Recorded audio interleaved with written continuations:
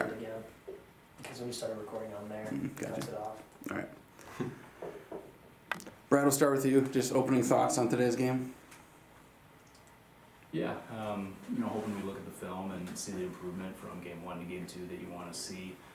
I know from the first half to the second half, we tightened some things up, played a little bit harder. I think we're sharper, less mental errors, blocked harder, tackled harder. So that was the message at half was, hey, how blessed are we that we're up 27-0 and we're all feeling a little bit upset about not reaching our standards in the first half. But going back to what Coach Al Carrius would always preach and teach, it's not, the result that you're competing against. You're competing against yourself. You're competing against your teammates and your standards. And if you're doing that, then you've got a chance to get some really good results. And there's things in the first half that we're going to be able to correct and be better going forward, starting football games. But I did like the resolve that we saw in all 3 phases going into that second half. And it's still game 2, so we have penalties and things like that to clean up, as most everybody across the country does at this point. But encouraged to see some of our players starting to step up and make some really great plays.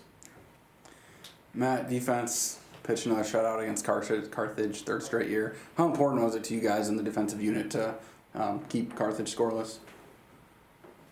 It was obviously always the standard to hold them to as little points as possible, so it was nice to see us all kind of chime in as a group and really pitch a shutout, and importantly, like 3rd down, having them convert basically never on 3rd down was really important. But as a whole, we were all hitting on all levels, and so as a whole, it was really nice to see. And the standard, obviously, we need to eliminate penalties, and we need to make sure we're always first snap ready. But overall, we were able to adapt and react to what was going on and still pitch the shutout that we wanted. Yeah. Garrett, you guys were 8 and 10 on 3rd down and 5 6 in the red zone. How important is it to capitalize when you are kind of given those scoring chances on offense? Yeah, it's huge. Something that we were really good at last week. We were 5 of 6 in the red zone, and honestly, I know all of us are probably frustrated that we didn't go 6 for 6. But yeah, that's big. Just being able to keep the drive going on 3rd down, which what keeps you in ball games, and is a really good momentum booster.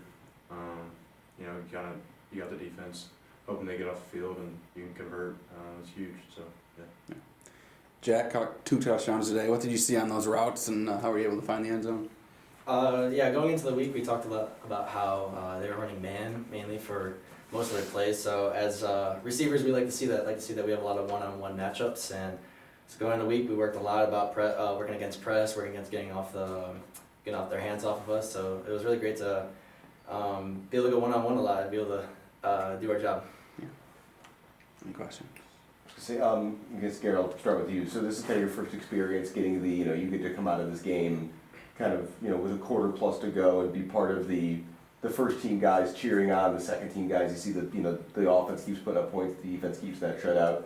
What was that experience like today for you, being able to, you've thrown 5 touchdown passes and then you get a chance to kind of take a step back and be a fan for your teammates as well? No, it's awesome. I think Coach Spence said after the game, your 22 years, you never had 5 quarterbacks go in the game. And so as a quarterback room, that was unbelievable to have everyone go in and just to see, everyone get success, everyone get some touch, and see the young guys run the ball hard. It's really cool. So. On that note, we see Alex Porter is one of those guys who gets in the game and gets a couple snaps. We see he's got that headset on the whole game. What role is he playing for that quarterback room throughout the game as a guy who's not necessarily expecting to get any chance to get snaps? You could kind of put Porter as a glue guy, just a good locker room guy who has been here for forever and knows what Coach Spencer wants, knows what this program is about, knows the standard, and can him and Calvin kind of piggyback off each other. Just setting the standard as a room in general. And he's the best signal in the nation, so he's amazing athlete. Matt, last week we saw the defense get 2 interceptions, get 2 fumbles today. Obviously, we see Danny get 1. Maverick get his first turnover as a Cardinal. Was we see all the energy you guys have reacting to that. What was was there a message this week that you guys wanted to, try to get the ball punched out a few more times? Obviously, one of them, they kind of did that for you with the fumbled snap, but just what would you say was the attitude for you guys trying to get more takeaways going into today, and how did you think you guys did?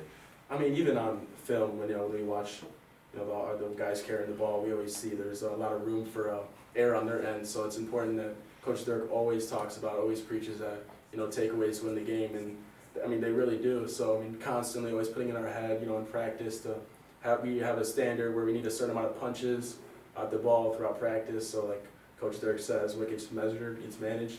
So it showed up in the game, and finding the ball on the ground, you just got to go find it and go win. Jack, kind of similar to, I know Nick was asking about the touchdown specifically. We talked to Thomas last week about building a new relationship with a new quarterback and how it seems like you guys are so in sync already. How would you describe the way that you and Garret have gotten to know each other, and what's allowed you to be successful in a way that sees you turn around and the ball just, land in your hands at the right time?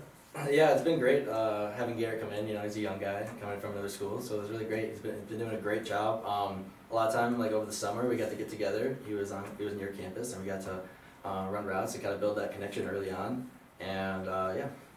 And then Brad, first time this season we get to see a lot of the second, third team guys go out. We were joking that you guys must own like a running back orchard somewhere downstate or something, with the way that we get Zeb Rashid as the new guy who gets to have a really impressive touchdown.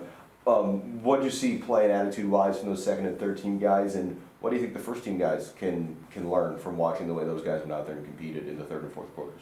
Sure. If there's a running back orchard, I hope there's an old lineman cloning, box somewhere. That's really what's most important. For us, recruiting linemen every year is where we start, and there's a lot of young linemen out there, both in the first half and the second half. But yeah, the running back room, again, is a room where you're going to see multiple guys getting touches. They're unselfish, and it's really just about going in and doing your job. For me, the excitement was some of with Kibbs and Zeb. I saw improvement on the football field from the last time they kind of took varsity snaps, which was in a scrimmage. So to me, that's the excitement, is that you see improvement in the last 3-4 weeks.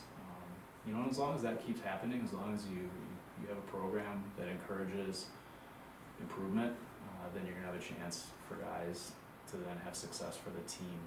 But these games, sometimes folks might say, hey, and I've said it before, it's fun to be in tight games, but the reality is the games where you get scores like this, it's also really exciting because you get to see a lot of guys get in. Not only young guys that you're hoping can produce for the future, but also guys like an Alex Porter or Calvin Lavery that are playing backup roles as older players, and you get to see them go in and compete.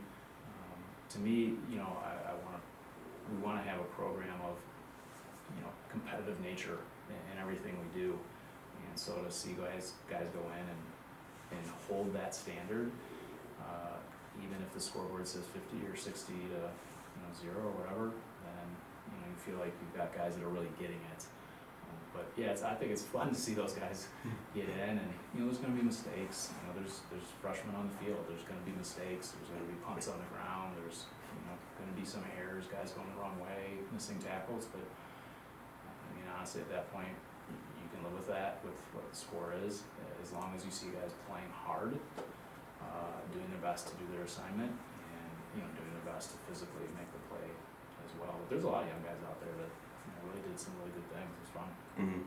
Wanted also just to quickly get your assessment of Carthage. Grant and I agree that we think they're an improved team that's headed in the right direction. It's a 50% freshman roster. It's basically 2 senior running backs and a lot of underclassmen. So what's going on over there?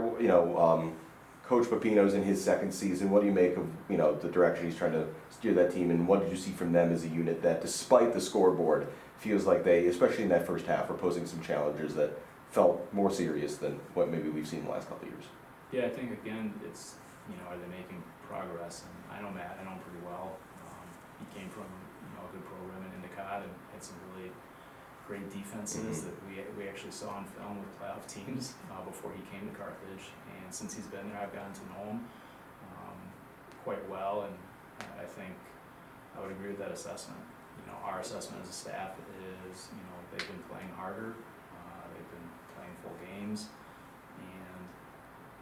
got some guys coming in that can create problems, you know, and so I was there in 2002 and 2003 where you're trying to, you know, turn something around. You know, so I know a little bit about what they're going through. I didn't know it as a head coach, I knew it as a player and a young coach, but you know what it takes to build those building blocks, and it is step by step. I do think that, you know, they're making the progress that he wants to make. I guarantee it's not as fast as he wants, but that's, I think, a natural feeling in coaching. It's never going as fast as you want it to go. But I think from a cultural standpoint, you're seeing something different than maybe what we were starting to see, you know, before he came in. But, you know, the previous staff, I knew them well, and they had years where they were really talented and played really well as well. Football's hard. It's hard to win. It's hard to win forever. It's hard to win for a short period of time. I think that's the respect that I have for what Mount Union's done and Whitewater has done, and Mary Hart Baylor has done. It's not easy to do that. People just think you're going to show up and do that. But, you know, we're, you know, the defensive coordinator at the time for Mount Union, after we won our first national title, he texted me and said, congrats on the first. Getting back's a lot harder than winning the first. He is absolutely right. And that was coming from a guy that's been to plenty. So it's not an easy thing to do, to turn around. It's not an easy thing to win football games. We put hours and hours and hours into every single call. You know, 100-hour weeks is the norm, and it's not easy, you know. So I give them credit. I give Matt credit for what they're doing, trying to build and get things going in the right direction. Last question here for Brad. What did you see out of your defense that you liked? 0 for 11 on third down, 0 for 1 on fourth down. How important is it to get the Carthage offense off the field and get our offense back on? Yeah, coming into this game, we worked a lot on just that situational football because Carthage has the ability to huddle, stay on the field. You know, and this is a credit to their coaching staff. You know, they have kind of tricks and wrinkles in all phases. So we had to be prepared for those things. So if you're not getting them off the field, you can end up in a situation where your offense is just sitting on the sideline quite a bit. You know, that's a tough thing.